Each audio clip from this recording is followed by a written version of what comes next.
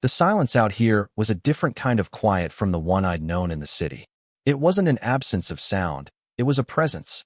It was the whisper of wind through dry grass, the distant, mournful call of a lone steer, the creak of old leather. For 2 years, this had been my world, a world I had run to, hoping to escape the noise inside my own head. It hadn't worked, of course. The noise just changed its tune, harmonizing with the loneliness of the vast, open sky. My life had become a routine of physical exhaustion and quiet observation, a cycle of sunrises and sunsets that marked time but not progress. I was a man in stasis, a watcher, and the primary subject of my observation was my boss, Cole. Cole was the owner of this sprawling cattle ranch, a man carved from the same rugged landscape he commanded. He wasn't much older than my 30 years, but he moved with the weight and certainty of a man who had lived several lifetimes. He'd inherited the ranch from his father, who'd inherited it from his, and the legacy was etched into the lines around his eyes. He spoke little, but when he did, his voice was a low rumble that seemed to settle things, to make them solid and true. I had spent 2 years cataloging the nuances of that voice, the way it softened when he spoke to a spooked horse, the hard edge it took on when a fence line was down. I had watched him, from a distance, with a yearning so profound it felt like a constant, low-grade ache behind my ribs. It was a secret I kept buried deep, a foolish and impossible crush on a man who probably didn't even know my last name. Then came the storm. It had been a threat on the horizon for days, a dark purple bruise in the late summer sky that the weather reports promised would be biblical. Cole, ever practical, began preparations. He was sending most of the hands home, the day workers who lived in the nearby town. He paid them out, told them to secure their own places, and to not even think about coming back until he called. I stood by the bunkhouse, my own duffel bag packed out of habit, waiting for my dismissal. I lived on site, in one of the small, Spartan rooms, but I assumed he'd want everyone gone. Less liability. He walked over to me after the last truck had rumbled down the long dirt drive, kicking up a plume of dust that the wind immediately snatched away. The air was thick and heavy, charged with a strange, electric stillness. He stopped a few feet from me, his shadow falling long in the eerie, pre-storm light. His gaze was steady, unreadable, as it so often was. He smelled of sweat, dust, and the faint, clean scent of the soap he used. "Leo," he said. My name on his lips was a rare thing, and it sent a stupid jolt through me. "You're staying." It wasn't a question. It was a statement of fact. I just nodded, my throat suddenly dry. "Okay, we've got a lot to do before it hits," he continued, his eyes scanning the property, already moving on to the next task. "The north pasture gate needs reinforcing, and I want to move the new heifers into the lower barn. They'll panic in the open." He turned and started walking toward the barn, expecting me to follow. And I did. Of course I did. I dropped my bag back inside my room and fell into step behind him, my heart hammering out a rhythm of anxiety and a fragile, terrifying hope. The world had just shrunk. It was no longer the sprawling ranch, the endless sky, the dozen other men. It was just this, the coming storm, the work, and him, just him and me. The hours that followed were a blur of intense, focused labor. We worked in a state of near telepathy born from necessity. Words were sparse, clipped. Leverage that post, grab the wire, hold it steady. I watched his hands, calloused and competent, as they worked the fencing wire, twisting and securing it with an economy of motion that was almost beautiful. I saw the muscles in his forearms bunch and release, the strain in his broad back as he lifted a fallen log that blocked a drainage ditch. I was acutely aware of him, of his physical presence in a way that was both agonizing and exhilarating. The air was so humid it felt like we were breathing water, and sweat slicked our skin, plastering our shirts to our backs. My observation of him became microscopic. I noticed the tiny scar that cut through his left eyebrow, a faint white line against his tan skin. I saw the way he'd chew on his lower lip when concentrating on a particularly stubborn knot of wire. I cataloged the specific shade of blue of his work shirt, faded from the sun and countless washings, a color that almost matched his eyes when the light hit them just right. These were the details of a man I had no right to know so intimately, details I collected and stored away like treasures. My mind, a relentless engine of self-torment, began its work. Why me? Why had he chosen me to stay? Was it just practicality? I was the only one who lived on site besides him. That had to be it. It was simple logistics. There was no other meaning. To imagine there was, to even allow the thought to take root, was a form of madness. And yet, the thought was there, a stubborn weed pushing through the cracks of my carefully constructed defenses. He could have told me to go into town, to get a motel room on the ranch's dime. He hadn't. He had said, "You're staying," a command. An inclusion. Late in the afternoon, as the sky turned a bruised, sickly yellow, we were working on the main barn door. A hinge had rusted through, and it was threatening to tear loose in the high winds. He was up on a ladder, wrench in hand, while I held the massive wooden door steady from below. My arms burned with the effort, the muscles screaming in protest. "Almost got it," he grunted from above. I shifted my weight, my boot slipping on a patch of loose gravel. I stumbled, and the heavy door swayed precariously. In a flash, he was off the ladder. He moved with a speed that was startling. 1 second he was up there, the next he was beside me, his body pressed against mine, his hands flat against the door, adding his strength to mine. "Easy," he said, his voice low and close to my ear. His chest was hard against my back. I could feel the heat of him, the solid wall of his body anchoring me. My breath hitched. I was trapped between the unyielding wood of the door and the unyielding muscle of the man behind me. His scent filled my senses, that mix of dust and sweat and soap, but something else, too. Something uniquely him. It was overwhelming. Time seemed to stretch and thin, a moment suspended in the heavy, waiting air. I could feel the rhythm of his breathing, steady and slow, against my own frantic, shallow gasps. Then, just as quickly as it happened, it was over. He got the bolt tightened, the hinge secured. He stepped back. The contact was broken. The sudden coolness on my back was a shock, a profound sense of loss. "Good," he said, his voice back to its normal, practical tone. He wiped his hands on his jeans, his gaze fixed on the now secure door. He didn't look at me. He didn't acknowledge the moment that had just passed, a moment that had, for me, tilted the world on its axis. Of course he didn't. To him, it was nothing. He was just stopping me from falling, securing the door. It was practical, efficient. It meant nothing. I repeated that to myself, a mantra against the frantic fluttering in my chest. It meant nothing. It meant nothing. It meant nothing. But my body didn't believe it. My skin still burned where he had touched me. The first drops of rain began to fall as we herded the last of the heifers into the lower barn. They were fat, heavy drops that splattered in the dust, leaving dark, coin-sized spots. The wind was picking up, no longer a whisper but a low moan that rattled the corrugated tin roof of the barn. Within minutes, the drizzle became a downpour, a solid sheet of water that blurred the edges of the world. We slammed the barn doors shut, plunging ourselves into a sudden, dusty twilight, the roar of the rain a deafening drumbeat overhead.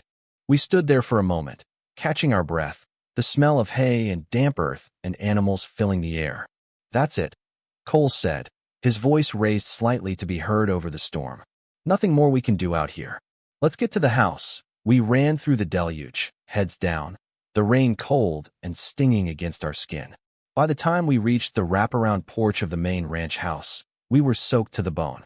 Cole fumbled with the key, his fingers stiff, and pushed the heavy oak door open. He stood aside to let me enter first. Another small gesture. Meaningless. But it felt like a courtesy, a recognition of me as something other than just an employee. The house was dark and quiet, filled with the scent of old wood, leather, and coffee. It was his space, a place I had only ever seen from the outside. It felt strangely intimate, like stepping into a private part of his life I had no business being in. He flicked a switch, and a few lamps cast a warm, yellow glow, pushing back against the gloomy twilight filtering through the windows. The roar of the storm was more muted in here, a constant, raging presence just outside the walls. "There are towels in the downstairs bathroom," he said, gesturing down a short hall. "Get yourself dried off. I'll find us something to eat." He disappeared toward the kitchen without waiting for a reply. I stood dripping on the entryway rug, feeling out of place and overwhelmingly self-conscious. The bathroom was simple, clean, and masculine. A dark green shower curtain, a bar of the same soap he used sitting by the sink, a single razor on the counter. I stripped off my soaking shirt and jeans, my skin chilled. The towel was thick and soft. As I dried myself, I caught my reflection in the mirror. My hair was plastered to my forehead, my face flushed from the exertion and the cold. I looked like a drowned rat. And I was standing in Cole's bathroom, wearing nothing but a towel. The absurdity of it, the sheer, impossible intimacy, was staggering. I pulled my wet clothes back on. It was better than the alternative. When I came out, the smell of brewing coffee and frying bacon had filled the house. My stomach rumbled. I hadn't realized how hungry I was. I found him in the kitchen, standing over the stove, a silhouette against the window that was now just a sheet of black, streaming water. He had changed into a dry t-shirt and jeans. The simple gray cotton of the shirt stretched across his shoulders, defining the powerful muscles of his back. He glanced over his shoulder as I entered. "Hope you're hungry, starving," I admitted. "Good." He nodded toward the table. "Sit down." He worked with the same quiet efficiency he applied to everything, moving around the kitchen with a familiarity that was comforting to watch. He cracked eggs into the sizzling bacon grease, pulled a loaf of bread from a drawer, and set 2 mugs on the table. We didn't speak. There was no need. The only sounds were the hiss and pop of the food cooking, the gurgle of the coffee maker, and the relentless assault of the storm outside. It was a strange kind of domesticity, a temporary truce with the world. He served up the plates, heaps of scrambled eggs, crisp bacon, and thick slices of toast. We ate in silence, the food tasting unbelievably good. It was simple, hearty, and honest. Like him. As we ate, the lights flickered once, twice, and then died, plunging the room into near-total darkness. A beat of silence. "Well?" Cole's voice came out of the blackness, calm and unconcerned. Knew that was coming. I heard the scrape of his chair, and then his footsteps moving away. A moment later, a match flared, and the soft, dancing light of a kerosene lamp filled the kitchen. His face was cast in shadow and golden light, his features looking harsher, more elemental. He lit a few more lamps and some candles he produced from a drawer, and soon the room was filled with a warm, flickering glow. The power outage had changed the atmosphere completely. The modern world had been shut off. We were 2 people in a small pocket of light, surrounded by a raging, primeval darkness. The silence that fell between us now felt different. It was heavier, more charged. The small talk that might have filled it seemed trivial, foolish. We finished our meal, the scrape of our forks against the plates unnaturally loud. After, he cleared the plates, and I washed them by hand at the sink, using water heated in a kettle on the gas stove. We moved around each other in the small space, our bodies brushing past one another, each touch a small spark in the charged air. With the chores done, there was nothing left to do.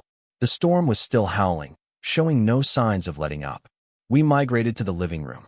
It was a large room, dominated by a massive stone fireplace. A worn leather sofa and 2 matching armchairs were arranged around it. Bookshelves filled with old paperbacks lined one wall. It was a comfortable, lived-in space. "I'll get a fire going," he said. I watched as he knelt before the hearth, his movements sure and practiced.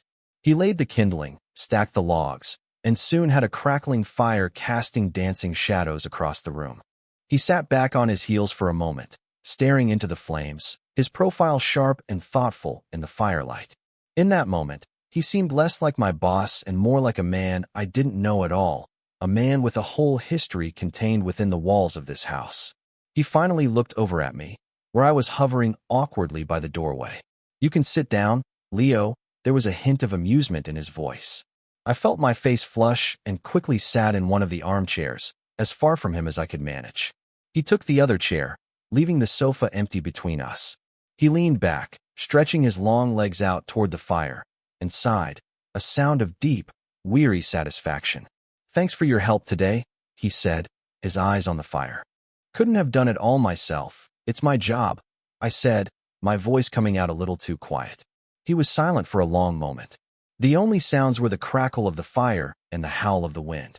I could feel his gaze on me, even though I was staring determinately into the flames. "Is it?" he asked, his voice soft. "Is this what you want? Breaking your back for not enough pay on another man's land?" The question caught me off guard. It was too direct, too personal.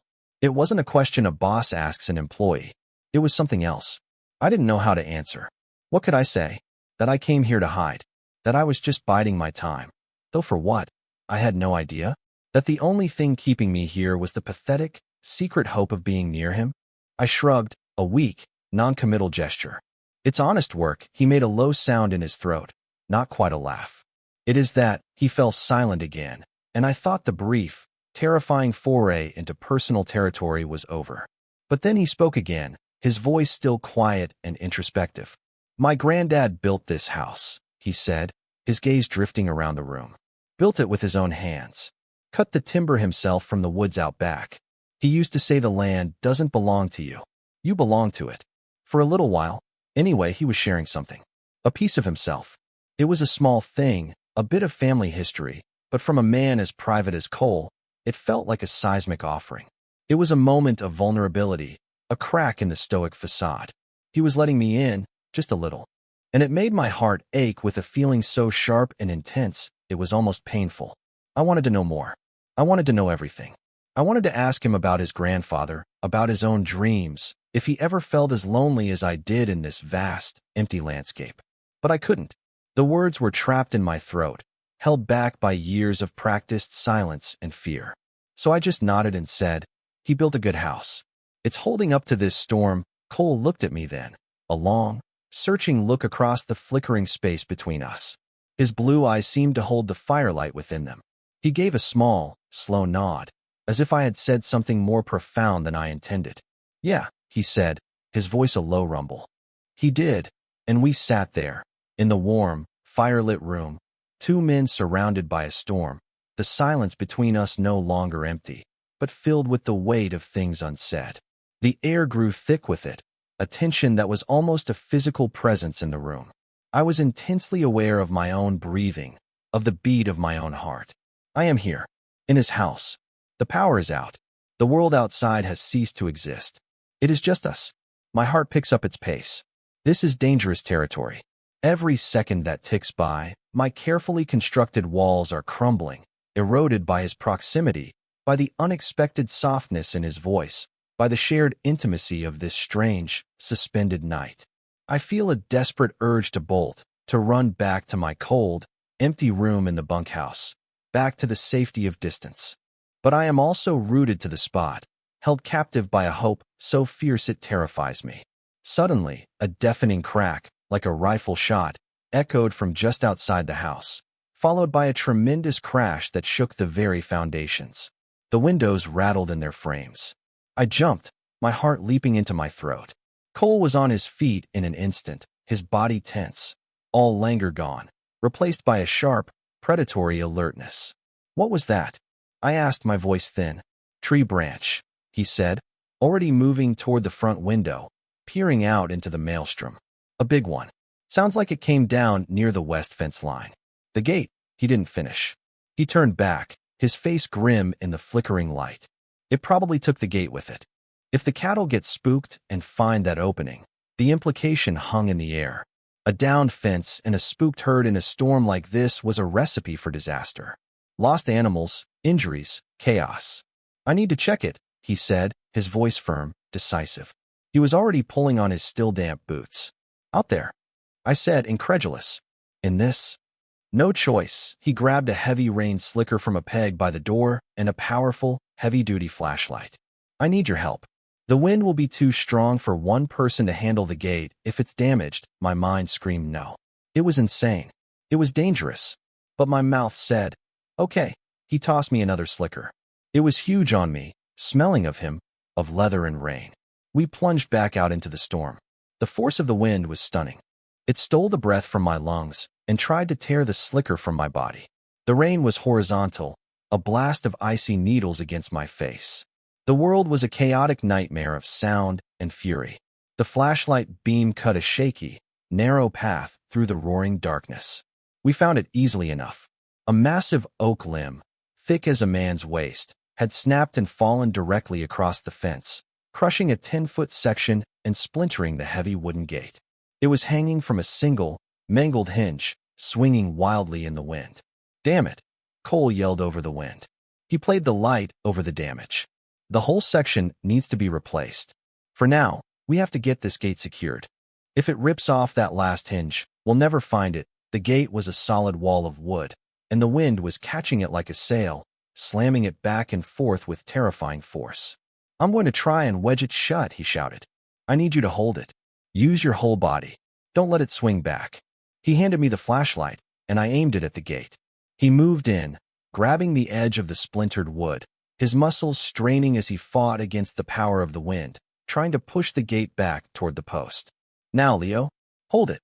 I rushed forward and threw my weight against the gate, my shoulder digging into the rough, wet wood. The force was incredible. It was like trying to hold back the ocean. My boots slid in the mud, and the gate began to swing back, pulling me with it. "I can't," I yelled, my voice lost in the gale. In the next instant, he was there. He moved behind me, his body a shield, pressing me forward, adding his strength to mine. "Yes, you can," he growled in my ear, his voice a raw, determined sound that cut through the noise. "Hold it." He braced me against the gate. His chest was pressed firmly against my back, his legs bracketing mine, his feet planted wide in the mud, anchoring us both. The entire length of his body was a solid, living wall behind me. The heat of him soaked through my wet clothes, a stark contrast to the icy rain. My panic subsided, replaced by a surge of adrenaline and something else, something wild and electric. We were one entity, a single point of resistance against the storm. My world narrows to this. The slick wood under my hands, the mud sucking at my boots, the roar of the wind, and the solid, undeniable pressure of his body against mine. I can feel every line of him. The hard plane of his chest, the strength in his thighs, the way his arm is wrapped around my torso, his hand gripping the edge of the gate next to my own. His breath is hot on my neck.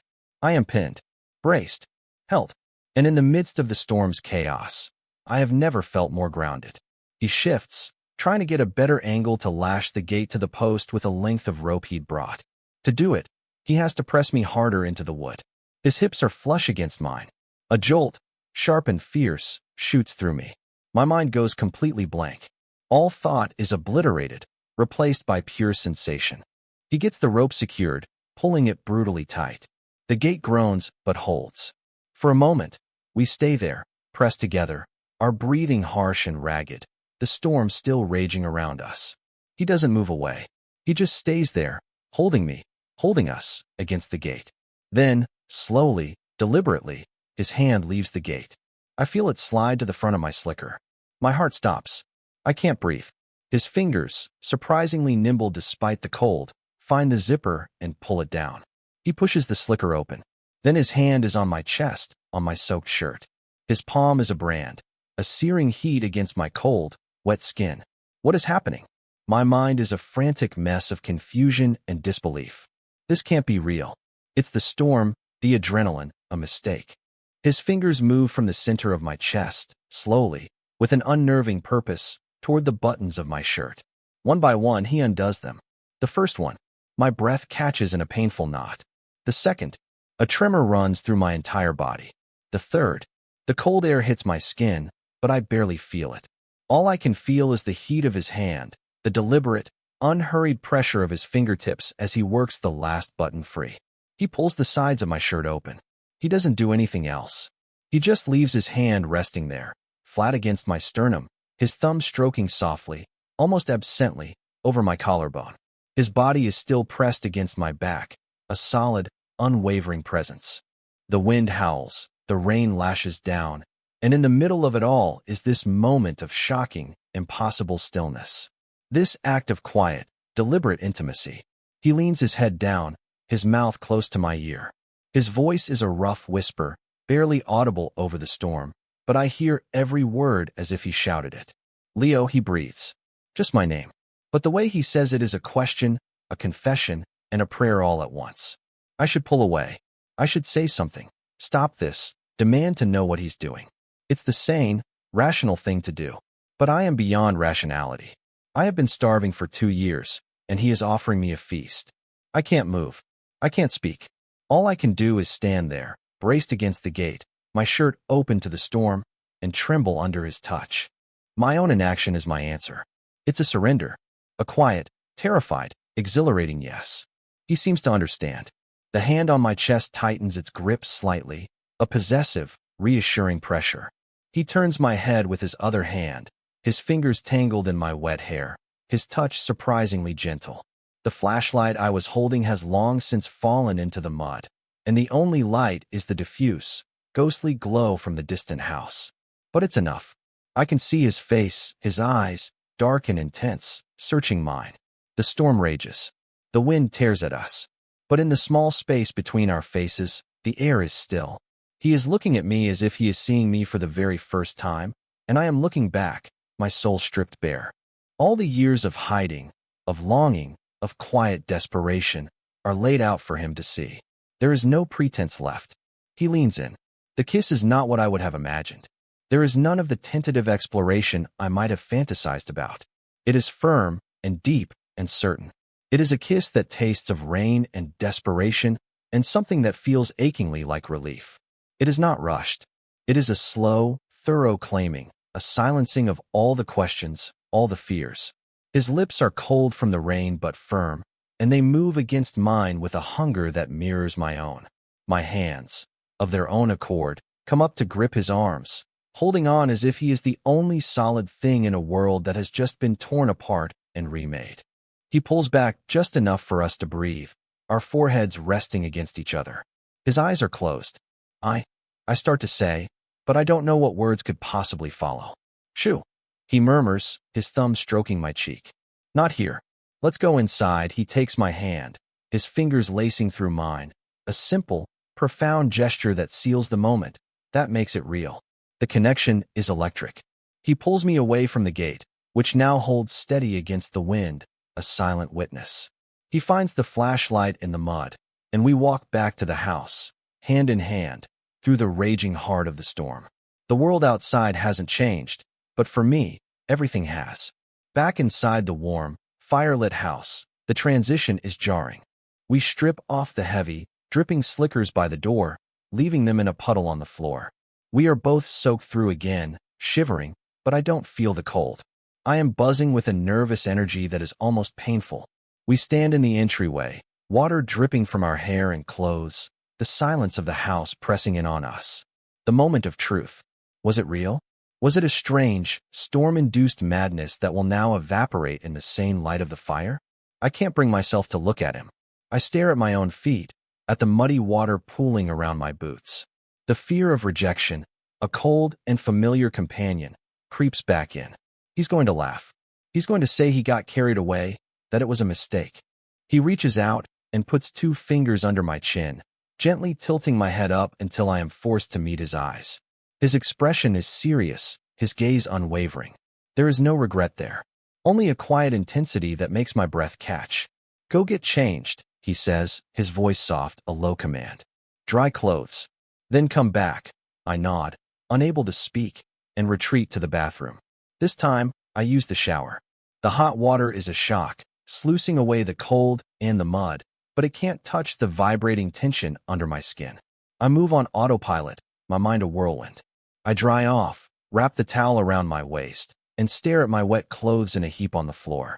I have nothing else to wear. I open the door a crack. Cole, I call out, my voice barely a whisper. He's there in an instant, standing in the hallway.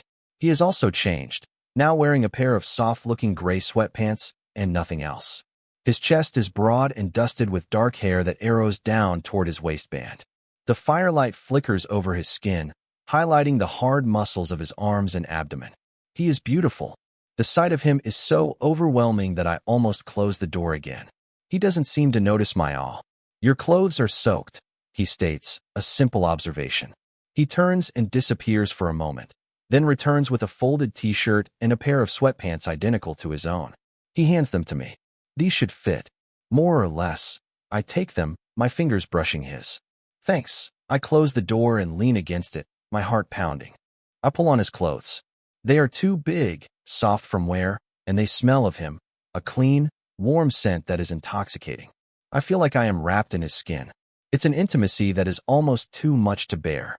Taking a deep breath, I open the door and walk back into the living room. He is standing by the fire, his back to me, staring into the flames. He has added another log, and the fire is burning brightly.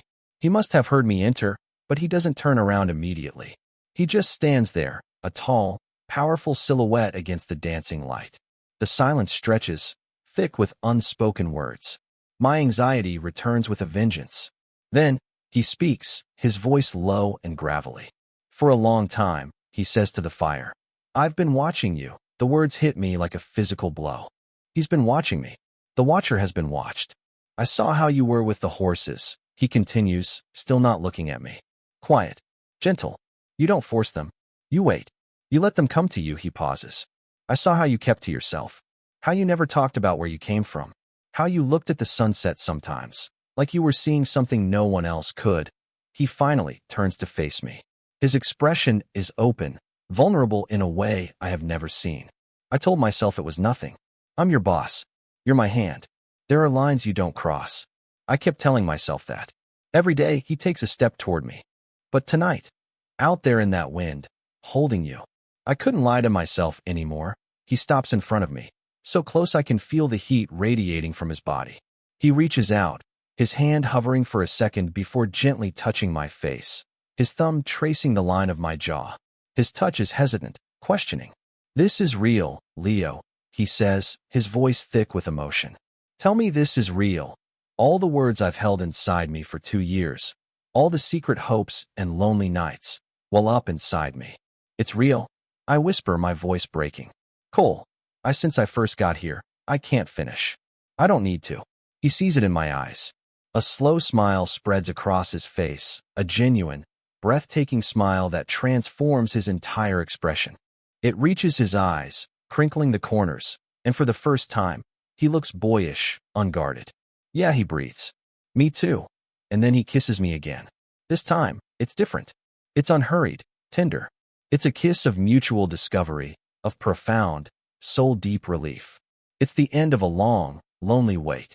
My hands find their way into his hair, and his arms wrap around my waist, pulling me tight against his bare chest until there is no space left between us. We are just 2 men, in a house, in a storm, finally home. We didn't talk much more after that. The words had been said, the most important ones, anyway. The rest could wait. We ended up on the big leather sofa in front of the fire. He pulled an old quilt from a chest in the corner and wrapped it around us. I lay with my head on his chest, his arm a heavy, comforting weight around my shoulders.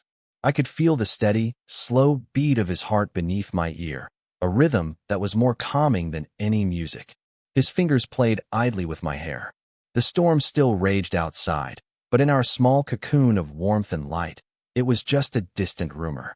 For the first time in as long as I could remember, the noise in my own head was silent.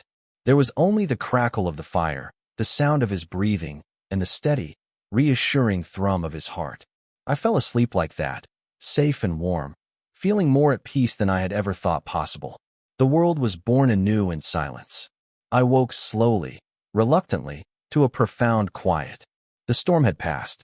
The fire had burned down to glowing embers, and pale, gray morning light was filtering through the windows.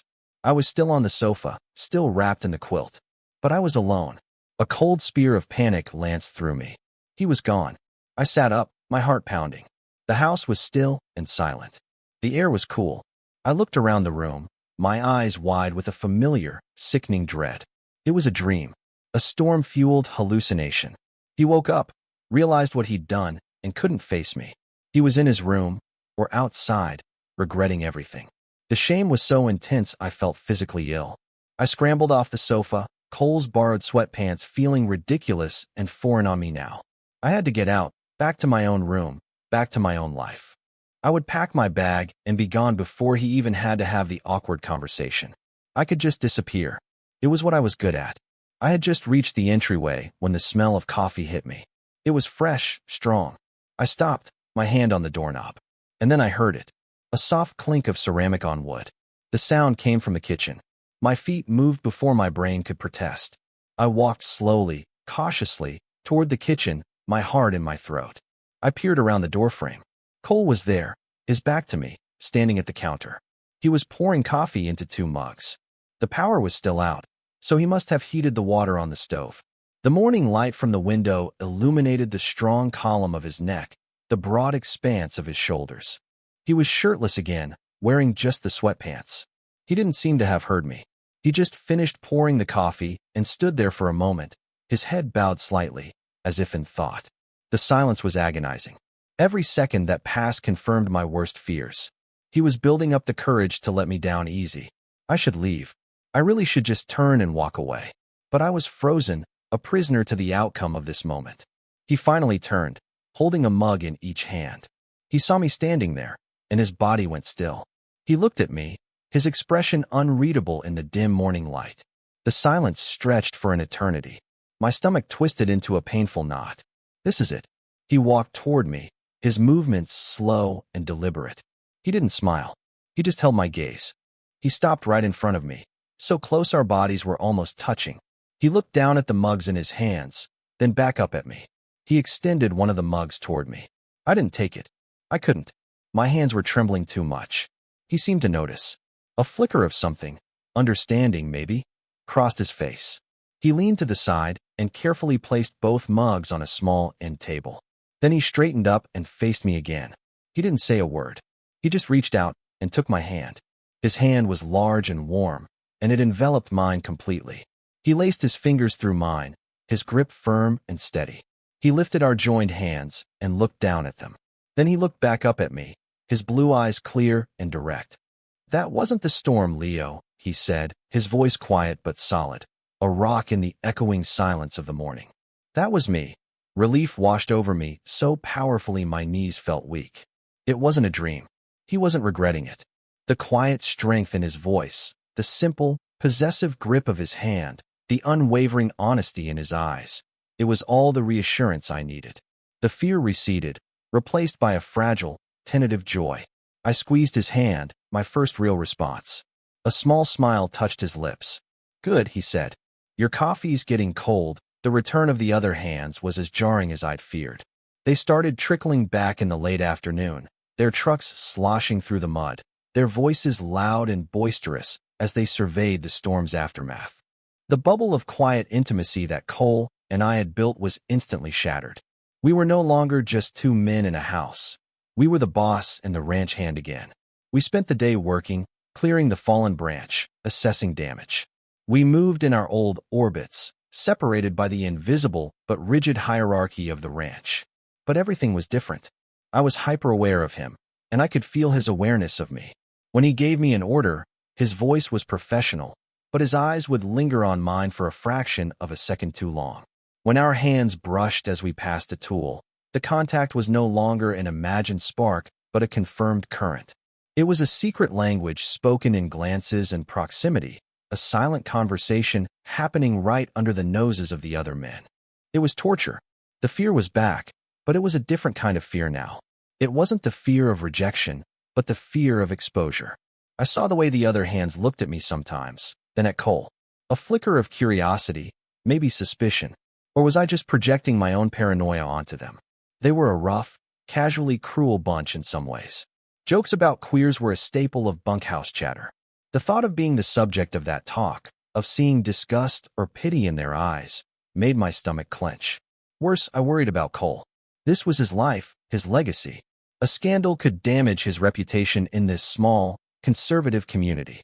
I didn't want to be the cause of that. The thought that I could bring him harm was unbearable.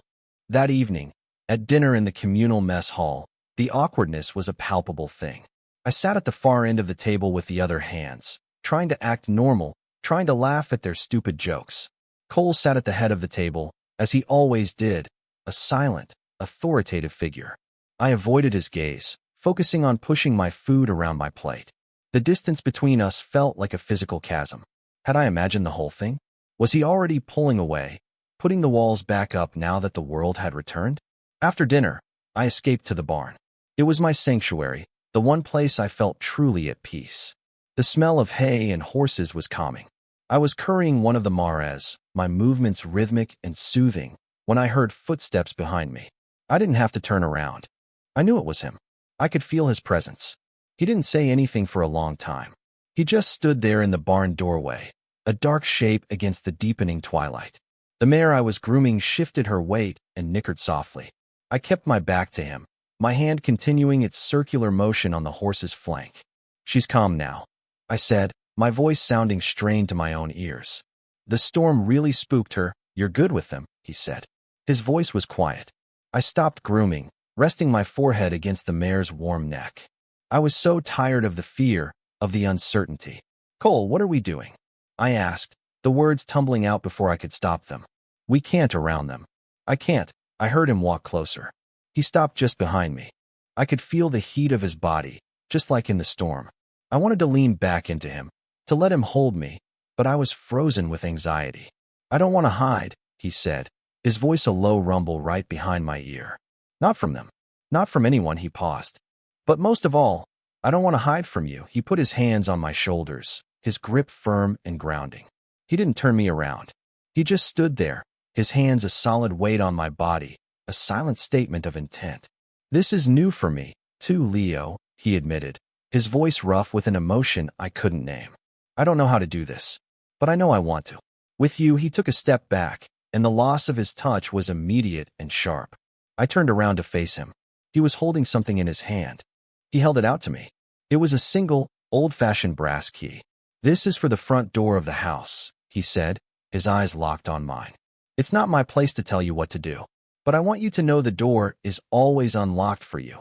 He pressed the key into my palm. Its metal was cool and heavy, a solid, tangible thing. It was a choice, an invitation. It was everything. He didn't wait for an answer. He just gave my shoulder a final, firm squeeze and then walked away, leaving me standing alone in the quiet barn, the key clutched in my hand, the setting sun casting long shadows through the open door. I didn't use the key that night, or the next. I carried it in my pocket, the weight of it a constant reminder. I was afraid. Afraid of what it meant, afraid of taking that final step, afraid of what would happen when the sun came up. I kept to my routine, working alongside the other men, sharing meals in the mess hall, sleeping in my narrow bunkhouse bed. Cole didn't press me. He gave me space, but I could feel him watching me, his gaze a quiet question every time our paths crossed. On the third night, I lay in my bunk, staring at the ceiling, listening to the snores of the other men. The bunkhouse felt suffocating, a cage of my own making. My loneliness, which had been a dull, constant companion for years, was now a sharp, acute pain. I had been offered a way out of it, and I was too cowardly to take it. What was I so afraid of? Judgment? Change? Or was I afraid of happiness? Afraid that if I let myself have it, it would inevitably be taken away? The key felt heavy in my pocket. It wasn't just a key to a house. It was a key to a different life, a different version of myself. A version that didn't hide. A version that took a risk. I slipped out of bed, my movements silent. I pulled on my jeans and boots, grabbed my jacket, and crept out of the bunkhouse. The night was clear and cool, the sky a breathtaking canopy of stars. The main house was dark, except for a single, soft light glowing in a downstairs window. The living room. He was waiting. Or maybe he just fell asleep reading, and I was about to make a complete fool of myself. My hand trembled as I walked up the porch steps. I reached the front door and hesitated. I could still turn back. I could go back to my safe, lonely life. No one would ever know. But I knew. I would know that I had been offered a chance at something real, and I had let fear win. I took the key from my pocket. It felt warm in my hand now. I didn't use it. I reached out and tried the doorknob. It turned. He had left it unlocked for me. The door opened with a soft click. I stepped inside and closed it gently behind me. The house was quiet. The only light came from the living room. I walked toward it, my boots silent on the wooden floor. He was there, asleep in one of the big armchairs by the cold hearth, a book open and resting on his chest. His head was tilted to the side, his breathing slow and even. He looked younger in sleep, the lines of responsibility on his face smoothed away. He had waited up for me. I stood there for a long time, just watching him, a wave of affection so powerful washing over me that it almost brought me to my knees. This quiet, steady, stubborn man. He had fought a storm for me. Now he was fighting my fear. I walked over and knelt in front of his chair. I reached out and gently took the book from his chest, placing it on the floor. My movement must have stirred him. His eyes fluttered open. They were hazy with sleep at first, then they focused on me, and a slow, soft smile spread across his face. "Hey," he murmured, his voice thick with sleep. "Hey," I whispered back. He reached out and cupped my face in his hand, his thumb stroking my cheek.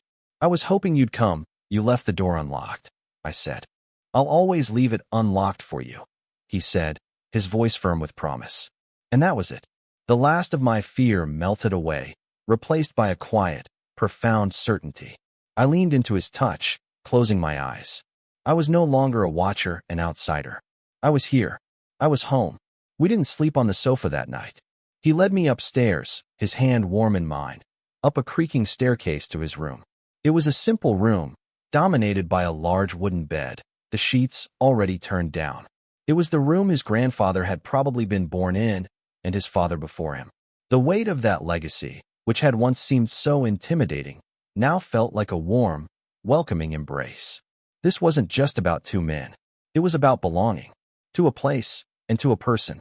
The sun was just beginning to cast a pale pink glow across the horizon when I woke up. For a moment, I was disoriented, the unfamiliar ceiling above me, the weight of a heavy arm draped over my waist. Then it all came flooding back, and I smiled. I turned my head on the pillow. Cole was still asleep, his face peaceful, his breathing a soft puff of air against my neck. I lay there, watching the dawn light slowly fill the room, listening to him breathe, feeling the solid warmth of his body pressed against mine. This was the new silence. Not the empty quiet of loneliness, but the full, peaceful quiet of shared intimacy. It was the sound of a new beginning. I thought about the long road that had brought me here, the flight from the city, the 2 years of silent longing, the fury of the storm. It had all led to this quiet room, this sunrise, this man. I no longer felt like a man in stasis, just marking time.